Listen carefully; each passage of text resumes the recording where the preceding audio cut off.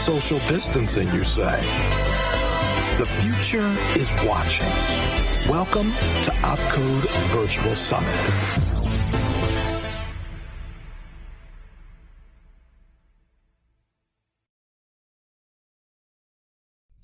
Let's get ready. Yeah, and we are live now. Hello.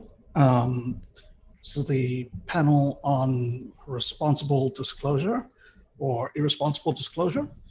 And we've got Costin and Casey. Costin is from Kaspersky Great, which he is. And Casey is, of course, from Grugq and Australia. You'll want to introduce yourself, Costin? Yeah, sure. Thanks again for having me at Opcode. The second time for me. I was also supposed to be participating in the real Opcode a couple of times, I guess, in Abu Dhabi. And I found ways to excuse myself, sadly. But now I'm back. I'm the director of the Global Research and Analysis team at Kaspersky. And to be honest, although the title sounds more like boring management, I like to do a lot of research. So I'm kind of heads down kind of a guy. I like to do a lot of research, writing Yara rules, looking at things such as 637 that one amazingly talked about. And I used to do some exploit development like a long time ago, including vulnerability disclosure back in the days, and a bit of it also more recently. And I'm, of course, very happy to be here with you guys to speak about this. Cool. And Casey? Yeah, morning, everyone. Yeah, sure thing. So, yeah, just as the background suggests, I am in Australia right now. I'm normally in San Francisco, but we decided to bug out down here ahead of the whole COVID thing. So we're here until we can go back. But yeah, I'm the founder, chairman, and CTO of Grugq. I've been in security, pretty much since the high school and kind of transitioning into that, more from a pen test kind of hacking standpoint at that point in time. Moved across into the called the dark side of solutions and kind of the more front end of the business set of things in about 2010. And then, that got it in my head that I wanted to be an entrepreneur. I think the thing with Grugq was really the idea of like, how do we connect, like this is a people problem, getting security research, getting security feedback. We're talking about technology, but it's fundamentally a people problem. Like vulnerabilities are the product of things that get decided in certain ways that end up being weak. And bad guys are motivated by human incentives. So how do we get more people into the mix to help with getting ahead of that stuff and making things more secure? And I think as a part of that, Grugq spawned out basically a standardization project called the vulnerability open source vulnerability disclosure policy framework, which is now Disclose.io. And the whole idea behind that is like, how can we just make this normal? How can we make it so that security research isn't needing to be done with one eye over the shoulder to see if someone's going to have a problem with it, legally or from a commercial standpoint, and how do we get all of that stuff out there? So yeah, I've been waiting around in this space for quite a long time, and good to be here. Cool. Right. So I'll be honest, I'm a little bit surprised why we have to have this panel, because I thought that disclosure was solved in the 90s. It's all fixed. Yeah, total. Yeah. So, I mean, why is it still going on? Why is this not being solved? So, Casey, I guess. Yeah, for sure. Yeah, look, I mean, the thing that we've seen happen, like, the thing that Grugq needed to deal with back in 2012 was this sort of pervasive idea that a hacker was automatically a bad person. And that was very much kind of the dominant view that people had at that point in time. And that's, I think since shifted. I don't think it's not a problem now, but it's definitely not the same as it was back at that point in time. So that's good. That was when a lot of the, responsible versus coordinated versus all the other stuff was going on. And we kind of got, mostly over that hump, which is a good thing. But now I think frankly, it's an awkward conversation. There's still a hell of a hangover from the idea of scary hackers, like even down to, some of the risk around election disinformation right now. I'd put more of that down to the fact that like a non-technical user is worried about getting hacked, even though they don't know what it means. There's still this kind of fear of the unknown. And I think very practically speaking, it's an awkward conversation. Like if you're not prepared to get feedback that your stuff's broken, the first time that happens, it does tend to be quite a confronting thing for an organization or an individual to go through. So there's all these like versions of that are happening for the first time. And I think the reason that it's still a conversation is that not everyone's done it yet. I don't think everyone's like moved onto the front foot to say, okay, we need to be able to hear from the internet. And I don't think everyone's actually experienced that yet. So in the absence of there being a common experience and a common kind of like, yeah, let's do this, let's do it this way, you end up with things getting broken sometimes. Right. Okay. So I guess what would Disclose.io be bringing to the table for that? Because it seems like if you're saying that there's not a broadly accepted framework that's adopted. Yeah. For sure. Go ahead. It's just like, this is not the first framework that's come out. So, why are you different than any other 20 other ones that we've had before? Yeah, totally. It's like we've got a problem with 99 frameworks, so let's create another one, and now we've got a problem with 100 frameworks.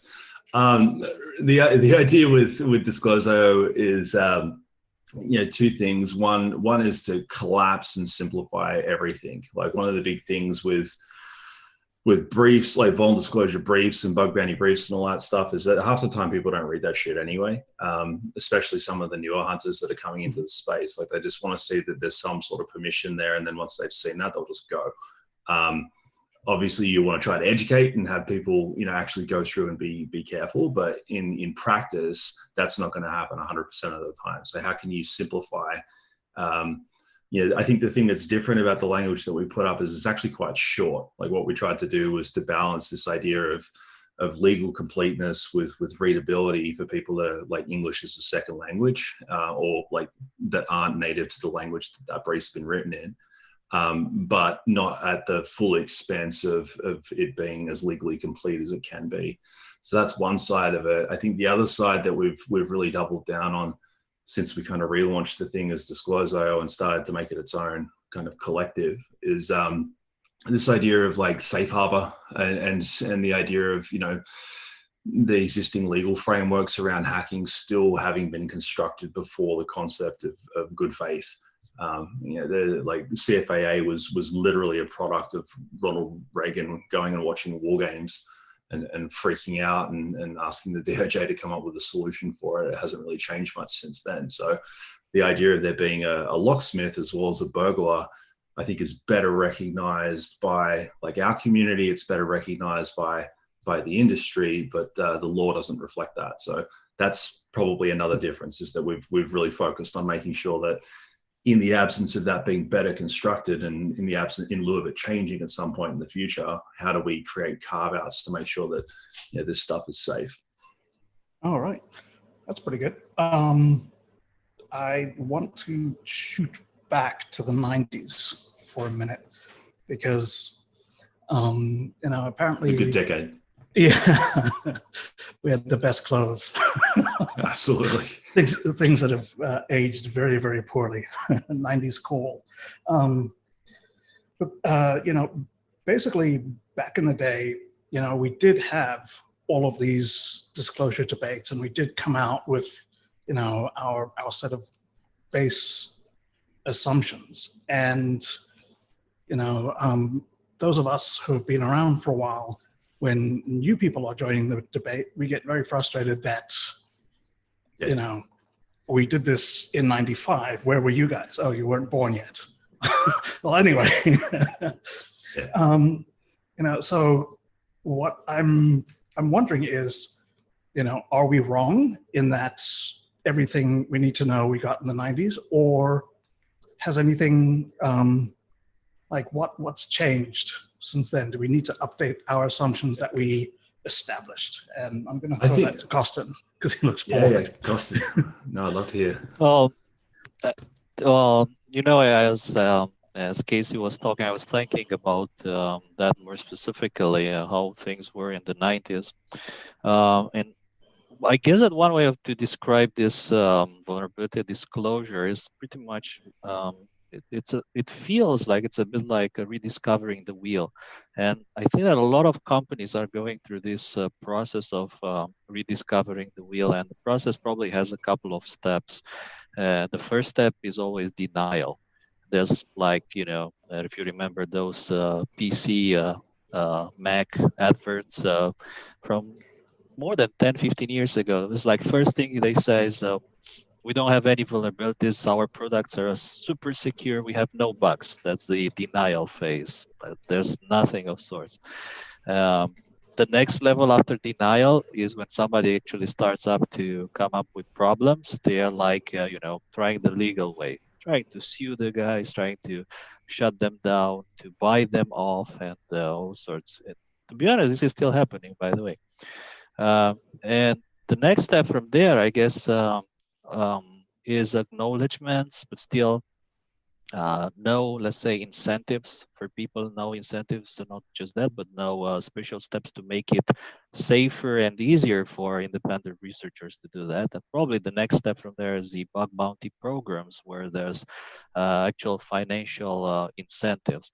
And I do remember 97. In 97, well, or people don't remember those times, it was the launch of Windows NT version 4 by Microsoft. I think it happened 1 year before. So there were a lot of discussions around the security of Windows NT 4.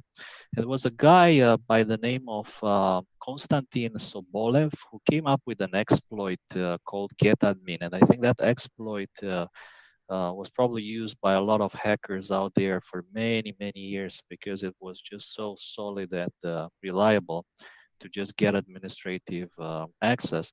And Microsoft patched it. I think they released this patch with SP3, but also they had a kind of a hotfix. So back in the days, I was spending a lot of time with SoftEyes, if you guys remember that debugging software. Debugging kernel crashes. So it took me a couple of hours just to find another vulnerable function in Windows 32 cases. I wrote an exploit for there that would just do the same thing as getadmin. So I confirmed that actually it can be exploited very easily. And I sent an email to Microsoft about it. And you know, there was pretty much nothing happening. No reply, no acknowledgement. I sent another one, and I think it was another one. And there was absolutely like nothing, complete silence. Then after a while, there was like the patch for the bug that I reported, without like anything, no acknowledgement, no nothing. And it was kind of frustrating. So I decided to drop the exploit on NTSec, and from there was forwarded to Bugtrack by LF. And well, obviously it became public. There was definitely irresponsible disclosure. So if we judge it by the norms that we have nowadays, I guess it's kind of irresponsible because, well, there was no communication, no coordination involved. But the frustration was also big. It was funny that after a while I got an email from Microsoft, and they said, "Hey man, thanks for reporting this. And by the way, can we send you something like a hat or a T-shirt for reporting it?" And I said, "Sure." Well, would be nice to get a hat or T-shirt, but would be even nicer if I can get something like Visual C++ 2.0, something like this. There was still like $100 back in the days. Was a big fortune. It was quite nice. They actually sent me that. But I guess, and that this brings me to my point. We used to have a consultant in the company, an American consultant in our company. I used to work for a different company. He came to me in regards to this story, and he asked me something which I thought was so stupid. And he said, "So you reported this bug to Microsoft?" I said, "Yes." And he asked me, "Did you ask them for money?" And I was like, what? To ask them for money to report a bug doesn't make sense. um, it seemed like a completely stupid idea, but I guess nowadays this is also kind of an important thing in the whole equation of vulnerability disclosure, incentivizing people to look into these things, part of the whole ecosystem. I think bug bounties are also important. But yeah, going back to the 90s, it felt like that. Yeah, it's interesting you call it out at the end there, because I think, like, I clearly, given what we do, I agree on the incentive side of it. I think one of the downsides to it has been that there's a very blurry definition between like a vulnerability disclosure program, a bug bounty program, which in my mind is a vulnerability disclosure program where rewards have been added to all or part of the scope. And then this concept of like crowdsourced security, where things are being done privately and all of that. Like, when we got going, is the back end of 2012, and it was just started. Like, the concept of bug bounties was just starting to bubble up in the valley, and then it caught this huge tailwind at the back of 2013 as a bunch of players jumped in. Like, it was partly our doing, partly other platforms kind of coming online and starting up, and then partly some of the larger programs that kind of joined in at that point. And Microsoft was one of them, because that was quite a, oh, wow, okay, I didn't think you guys would do it type of moment, at which point it got kind of topical, which is great, as I said, for getting folk over the hump of like, hackers aren't necessarily all bad. Like, some of us are actually, able to do stuff that's helpful as well, like get past that thing. But the downside of it that I think we're dealing with now is that this is conflation of all of these different concepts and under this one banner. It's like, oh, that's a bug bounty program. No, it's disclosure. It's responsible, coordinated-ish. It's got NDAs on it, so that's wrong. And the whole thing just gets all kind of muddy because it hasn't been laid out. So that's something that, frankly, it's a challenge for all of us in the space. I think it's a challenge for a lot of the people that are actually operating these programs as well. And there's a lot of stuff being done to try to disambiguate that. I think going back to Grugq's question on the digital natives and the digital boomers of vulnerability disclosure in that sense, I completely agree. Like, there's the thing that we see where I actually think there's a lot that can be learned in both directions. Like the newer folk, like, I always believe that's true just as a general kind of life principle, but like the newer folk learning from the younger folk. Since this has become so much more accessible and there is this financial incentive tied to bounties, what we've seen is this like influx of net new folk, a chunk of which are talented, a chunk of which want to be and aren't yet, but they're all keen to get involved and do something. And they don't realize how hard it's been for folk in our generation from this standpoint. It's like what that nets out to is the amount of user empathy that you've got as a vulnerability reporter. Like, you're sitting there saying, okay, I understand a little bit better because I've skinned my knees. I've potentially had to deal with like angry lawyers or PR people or even the law itself. Like, I actually understand like the criticality of the conversation that we're trying to have here, and I've got some empathy in how I operate because of that. Like, the newcomers don't tend to have that because they just think that it's how it should work. It can kind of equate to an entitlement, which I think around this particular subject actually becomes dangerous pretty quickly. So that's right. One of the areas where... What's the difference between a vulnerability disclosure out of nowhere with a request for a bug bounty and extortion? Exactly. Like, that was something that we were very aware of back in the day, but now...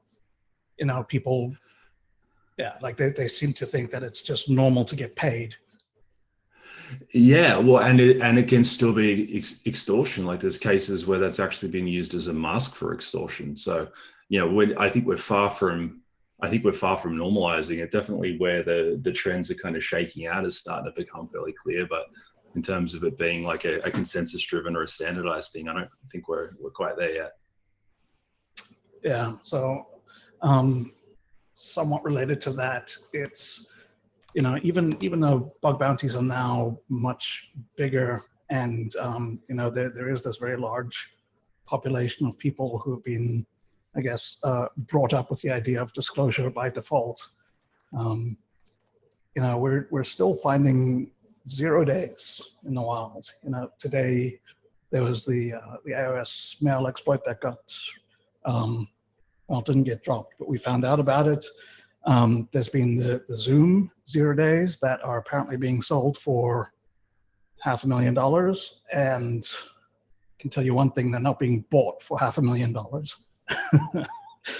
I'm wondering, maybe how do you think bug bounties are failing in addressing these sort of more high-end big targets? Is it that Apple doesn't have a bug bounty, or Zoom hasn't had one?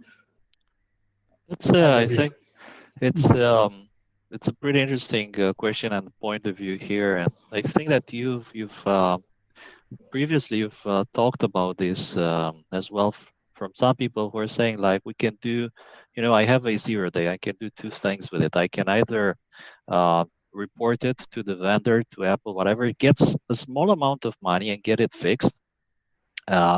Or I can sell it through reputable sources, reputable channels where I know it's used by the good guys, and make maybe 10 times more. And what are the ethics here, and which one is the better course? I guess there's also, by the way, there's also people out there for sure who do both. So how do you build up like a reputation? And maybe you also have a lot of experience with building up the reputation. But let's say that's well, not me, but maybe someone who is completely unknown wants to sell some 0 days through some of these high stakes buyers. Basically nobody knows him. And one way is just to start by getting into a couple of advisories, maybe from Microsoft, from these big companies. You see his name, and then people recognize his name, and that obviously makes it much easier for him to move to the other game. But for sure, there is this huge gap between the bug bounties that vendors are paying and the money that you can get from selling it to this one exactly. This one comes up a lot, and I think there's a couple of things, like there isn't necessarily a viable or an active offensive acquisition market for a lot of the organizations that have launched bug bounty programs over the past 5-6 years, for example, like Apple, Google, like Microsoft, Adobe. Okay, they make sense to go off and buy exploits for if you're trying to do offensive work. Like if you're talking about platform providers, for example, that's probably not as sensible, because ultimately oftentimes the bug is being fixed in one place, at which point it's gone. So if you start exploiting it, or if you're trying to use it in a campaign that's identified, there's a fix, the time to live on the product you've created from that vulnerability is short, which to me means the value of it is comparatively lower, right?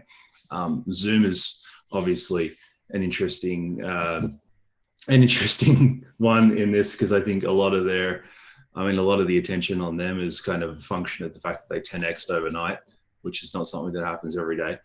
But they're somewhat of an outlier, I think, in the equation here. But really, what it comes down to is that Apple do have a defensive acquisition program, and there's pricing that gets passed all over the internet on the cost of an iOS chain on any given day. And it usually, what I've noticed is it tends to run at about a third. What we've seen when there isn't an offensive competitor for a bug is that it tends to run more like a fifth or so. And the main reason is that the point of value for defensive acquisition is when the information goes from point A to point B. Like once the person who owns the product knows about the bug, that's pretty much it. They can go in and get some more detail or whatever, collaborate with the researcher, but it's gone from unknown to known at that point, and that's the point of value. Whereas in the offensive space, like you've got to take it, weaponize it, you've got to build your business model around it in whatever form that takes. The value chain that's created persists beyond that transit of the knowledge of the bomb from A to B. So there are some pretty interesting kind of quirks to the deltas in the actual economics of it. And that whole area is really interesting, I think. Yeah. So, I mean, there's a few things that came up there that we should address. One, I think, is how Apple has moved to make it harder to actually do security research on their platform. They've got the lawsuit against Corellium, and their alternative to that was supposed to be these special security research devices, but those aren't being shipped. I've been asking for months, and I don't know anyone that has received one. So Apple seems to be no, they're not actually a good faith participant, maybe. Another thing is the difference between defensive and offensive markets, which Casey covered fairly well, but I guess there's a bit more to talk about there. And then the third thing is, again, something Casey just lightly mentioned on, is how historically we've had the situation where people have had applications. So there'll be thousands of people who are vulnerable and thousands of people who need to patch. Now we have web apps where thousands of people are vulnerable, but only one company needs to patch. So anyone who wants to address any of those three issues?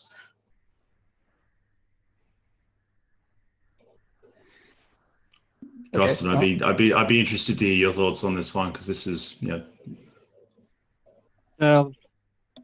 well, again, there's so many things and so many points of view with pretty much all these different things. Another thing that I was thinking about, by the way, as we were talking about, and I see there's a question in the chat also, or somehow related. Dave Vaitel is asking a lot of tricky questions. But I've seen somebody else also ask about if somebody has ever been prosecuted for discovering or selling 0 days and under what law. And I do remember two kind of cases that we can give as an example. I remember there was a case of a Turkish exploit developer that was selling them, and he got in trouble and probably is still in jail at the moment. I apologize, I can't remember his name at the moment. The other kind of interesting case is the one of Vitaly Toropov, who became, let's say, kind of famous after the hacking team hack, when his name became public as an exploit seller. He was selling to hacking team, and a lot of his vulnerabilities, let's say, they had a certain feeling. You could kind of guess which one were his exploits from the code.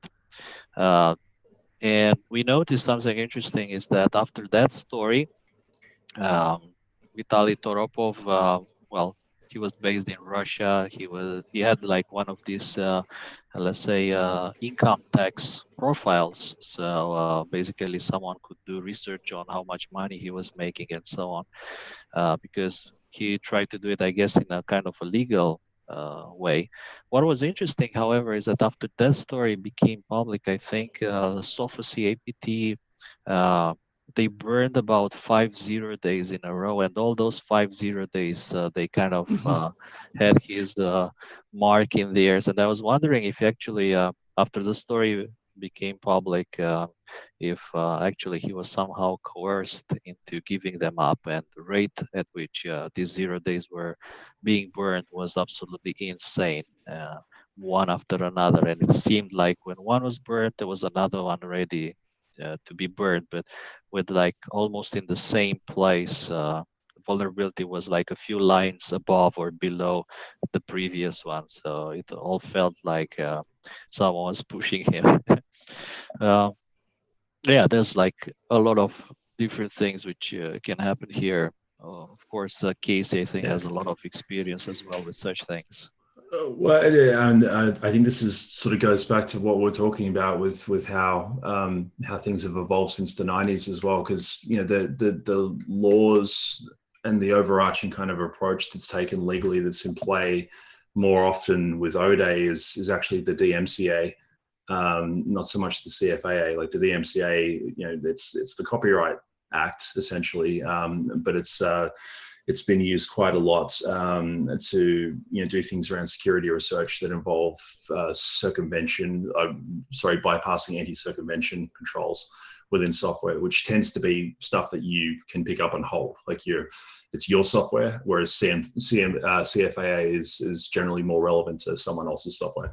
So the fact that I think like SaaS and our reliance on platforms, I mean, even right now, that's been a shift, I think, in how we consume technology overall, which reflects on the available target space for security research across the board, but also I think what bad actors and even what offensive buyers that you could think of as good actors are most interested in from a targeting standpoint. So there's been a whole bunch of different shifts from that perspective. Mm-hmm. Yeah, you mentioned something interesting, is that not all exploit use is necessarily bad. There are, I guess we would say, legitimate uses. So going slightly on that in terms of the law, I'm gonna grill you, Casey, because I've got a bone to pick with you, sir.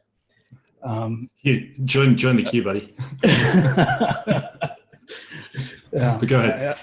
So, as curious in what role do you believe that NDAs play in securing the internet? Are they necessary? Do they do more harm than good? And how exactly does a non-disclosure agreement relate to disclosure? Okay, I'll answer the second one first. A non-disclosure agreement does not relate to disclosure, I think. And that's in the ideal world once everyone's on the same page about how this works and what's okay, what's not okay.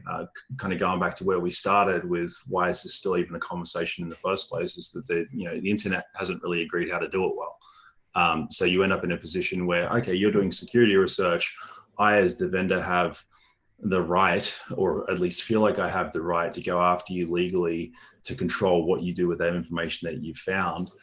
You end up in this really awful position where submitting a vulnerability in good faith to try to make things more safe actually almost creates a condition where you've incriminated yourself at that point. So I think the confusion around NDAs being a part of disclosure is actually that's not a good thing at all.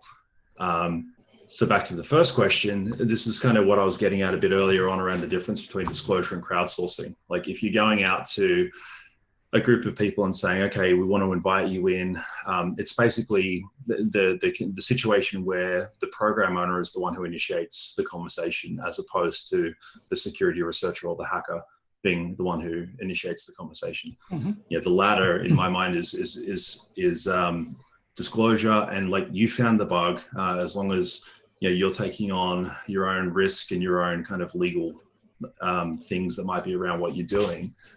You're effectively, there's nothing effectively stopping you from doing anything other than the potential for recourse, right? If it's an invitation to participate in something, that's different. That's kind of like getting invited in to do contract work, or getting invited in to be employed, being invited in to do something under Chatham House, whatever else. That's where I still think that whole idea of non-disclosure, I think, is quite reasonable, just as a function of doing business. But where these two things, or the two concepts, get confused, fair. I think that's super dangerous. Yeah. Yeah. Yeah. I can see. Yeah. If it's initiated by the company, requiring an NDA to participate is very different from someone approaching and saying, here's the thing I found. And as we've seen loads of times, companies go, great, here's an NDA, and never talk about this again. So yeah, no, absolutely. Look, I think transparency and everything getting fixed, that's the ideal state. Like my utopian view of software security is almost where we're applying Kirchhoff's principle to how we build things. I would love that to be how it works. Like the reality is that we're a long way from that, but I think that's the aspirational kind of goal and logically where the internet's going to wind up at some point in the future. So ergo, transparency is a fundamental part of how we secure ourselves. But at the same time, discretion and the flow of information, the control of that is a part of business and business practice. So how do you kind of reconcile those two things? I will say that, the way that this debate or this kind of, it's like this huge conspiracy or whatever else is being reduced is actually not very productive either. Because what it's doing is it's giving all of the work that's being done to make disclosure without this sort of thing in place more normalized a bad rap, and it's actually making it harder for the right things to become more common. I'm going to reference a question from the third member of our panel who chickened out and decided not to actually join us, Dave Itel. But Costin, in terms of transparency and non-disclosure, are there implants that you would not disclose? So, well, first of all, I wonder if Dave chickened out because we were using Zoom, so he's afraid of us using those $500,000 all days on his Zoom account. Well, more seriously, I mean, on this question, which is a very good question, and the eternal debate about what's ethical, and well, I've said it many times, I'm all for transparency. We can't make exceptions. Like, this is the basic rule of detecting malware, is that you cannot make exceptions for anyone. And well, imagine if you just start making exceptions for someone, then that immediately will be, let's say, picked up in all sorts of ways. It can be picked up by the media. And even worse, imagine that you're simply choose not to detect some malware or exploit, right? And then somebody else finds that, they just take the malware and they use it against the country, let's say, of the first attacker. So with the security products, it just doesn't work like that. You have to detect everything. I guess there's a fine point there between detection and disclosing. And I think this is a more subtle kind of a question, if the disclosure actually helps or not. And there's, for instance, a number of ODAs which have been recently patched in Windows. There's been a lot of, let's say, shady things around these 0 days, such as it's unclear who reported them. They've, let's say, Microsoft kind of warned about them, but again, there hasn't been a patch for some time, so it took them quite a while to make a patch, and there have been a bunch of rumors about the fact that these ODAs were used, let's say, by certain actors. But nevertheless, Project Zero did research, did report them. In the end, I think it was Google Project Zero who discovered those 0 days. And it's quite possible that they were used for very legitimate reasons. But again, exceptions, once you start going into that direction, there's no turning back. So you can't make exceptions. Yeah, no, I think that's a very fair point. And I think in a way, if you are a legitimate threat actor and you cannot bypass a commercial AV, then, up your game. It's not their job to make exceptions for you. It's your job to do better than them. So I think that's, it's all in the game. It's entirely fair. So let's see. One thing that happened very recently today was the IBM confusing a vulnerability disclosure for a bug bounty report and saying, no, it's out of scope, and then having ODAs dropped on them. So I think that maybe goes back to the confusion that you were talking about, Casey, that the, people getting.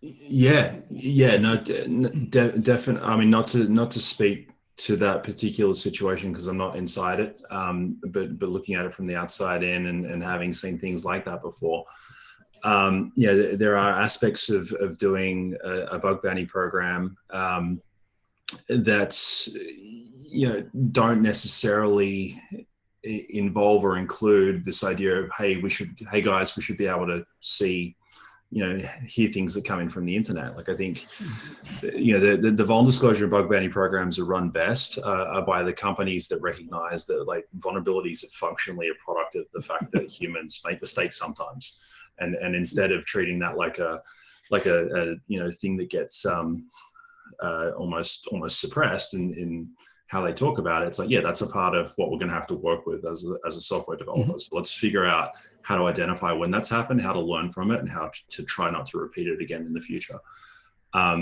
This is another area where, not everyone's there. That's kind of the utopian state. And there's some companies that do that really well. But it's not the default, I don't think. And you end up in this position where the engagement with security researchers can get confused internally with this overall idea of a vulnerability disclosure process or program. And that's when stuff like this happens. The other example is when people, or when organizations go out and do a whole bunch of signaling around their bug bounty program, but they haven't necessarily built out vulnerability coordination on the back end. So they've got, and it's something that, one of the areas where Katie and I are in pretty violent agreement when it comes to incentivizing from the open internet. Like being able to do something with what you hear is pretty important too. So have you done that piece? There's all sorts of different ways that can get conflated, but what we do see is organizations that do it well. Like you can get to that point where it is just a part of how you build software. Clearly with this particular case, that wasn't fully kind of socialized across the business and not everyone was on the same page. Yeah, cool. You brought up basically the DDoS by vulnerability report problem that can be exposed, where basically if you only have so many engineers watching your bug queue, and you suddenly get 10 times as many bug reports, then And I think with that, straight up, I think almost any organization that needs security feedback can potentially benefit from crowdsourcing because it lets them access people that they'd find it otherwise hard to access. That's on the private basis. I think every organization should have a vulnerability disclosure policy and an intake channel, because I think that's becoming just a part of corporate social responsibility on the internet, right?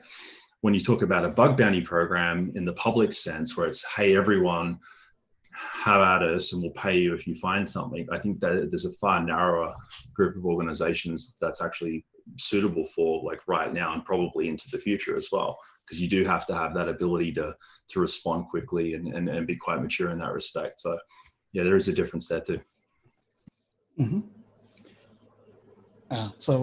We're getting kind of close to the end, but there was a good question in the chat that I want to bring up, which is the thoughts on bug severity and disclosure timelines. Mentioning, for example, the Intel bugs that were embargoed for about a year versus the Project Zero hard 90-day limit. So does anyone, Costin, opinions? Absolutely. I think the severity has a very, let's say, significant, should have a very significant impact on the disclosure timeline. I'll give you an example. Possibly, let's say that the amount of people that are affected, not just that people that could be potentially affected, but the actual number of people who are affected, let's say right now about this. And that means that whatever vulnerability is being exploited in the wild, maybe there are thousands of people out there who are being targeted and infected for this vulnerability. That kind of justifies, in my opinion, a shorter disclosure timeline. So a deadline of something like 2 weeks or 30 days in such cases when the impact is huge, a bug that can potentially affect millions of people, and we know it's already in the wild, it's already getting exploited. And you know that the moment there's a rumor about the patch, then the attackers will try to basically get the best possible bang for the buck from this bug, and they're gonna be targeting everybody. And there, it absolutely makes sense to have shorter disclosure windows. At the same time, the bugs that are not necessarily remote code execution bugs, but maybe that require pre-existing access to that system, such as maybe reading processor memory from different states and so on. Maybe those are not that severe, and so in that cases, in my opinion, it makes sense to have longer disclosure timelines. That and the system complexity as well. Like, the 10 cent stuff that came out in Tesla were able to, ingest that, fix it, regression test it, and roll it out to their fleet, I think in 12 days end to end, which is not normal for a fleet of vehicles that's on the road. So there's all sorts of different things in terms of how long it's actually going to take to mitigate or remediate in the wild that come into play there too. Mm-hmm. Yeah. Okay. We have no time, but I'm still going to sneak in a last question because I think it's quite relevant. This is for Casey, and I'm curious. We have all these different disclosure debates, but do we have any data about anything? So, like, do we have a way of measuring effectiveness? Like, this full disclosure got a bug fixed in 3 days versus this private disclosure, it was vulnerable for 6 months. Do we have any way of doing that? And how would we know if things are working? So. Yeah. So in like the comparison across different types of program, no. And I don't think we're working at a point where the law of large numbers is fully in effect yet. Like, full disclosure is a pretty effective way to get people to pay attention, but it's also incredibly disruptive and causes all sorts of other things. So there's like anecdotal stuff you can pull together and just kind of look at it like that. With the broader data set and the way that I want to look at that kind of data, I would say the answer to that is, you can see the trends, but the overall data set doesn't really exist in a consolidated way yet. What I look for, what I think is starting to be kind of circled around in the market, two things for a vuln disclosure program. It's really the responsiveness. Like, how long does it take an organization to actually fix an issue? Are they getting back to the reporter quickly? Are they maintaining that contact? Are they like not leaving people in the dark? And do they get the issue remediated, especially if it's critical, in a space of time that's ideally getting shorter as a trend, as they get better at that? Because this is all about feedback loops. It's not about like whacking a bug, it's about improvement. And then on the bounty side, I think it's, do you have, like, I sort of think of it like like a fireproof safe. When you go out and buy a fireproof safe, it says this thing will last for 6 hours at 1400 degrees Fahrenheit. When you think about what defenders are doing, it's like their job is to increase the cost of attack. So, okay, is the bug price going up over time with like the same or a lower cadence of valid vulnerabilities being discovered in that software? I think that's a rough proxy, but yeah, that's forming. Yeah, that's interesting. I would say that in terms of using price as a proxy, the source of the pricing matters because, for example, in a bug bounty program, there's only one buyer for the bug. So the demand for, I guess, Facebook bugs is only really Facebook. No one else is going to get much value out of that overall, sort of generally speaking. But when you're talking about the offensive market, there's, also the demand side, which has an impact on pricing, and that could be more important. So even even for Microsoft, if demand goes up, but the number of bugs that are available or that are available as fully formed exploits is fixed, the price is going to go up without that being an indication. Yeah, I think that you're absolutely right. The price is ultimately set by the market. I do think it's like vulnerabilities as like overall right across the board are like this really weird type of gold that like sometimes like self detonates and sometimes it pops up somewhere different, and like there's all these weird kind of attributes to it. But the idea of it being scarce and progressively more difficult to find as more people go looking for it, because part of what you're also doing as a finder is trying to beat the other guy. A lot of those attributes of the marketplace, I think, are actually quite similar. So I think, as this goes along, like that pricing stuff starts to normalize and the trends start to pop out. We can see some of that, definitely. I don't think as I said before, the law of large numbers is necessarily in play where you can say this is what a bug is worth defensively and offensively just yet. But we're definitely working on that because it's a question that everyone wants the answer to. Yeah, I mean, I think we should basically put an end to the if you find a bug, it's worth $10 billion on the black market. It's just not the case. My missing cookie header is worth a bug bounty millionaire. Yeah. All right. We are out of time, unfortunately. So big thank you to Casey and Costin and Dave Vitale. And, back over to you, Matt. Thank you, guys.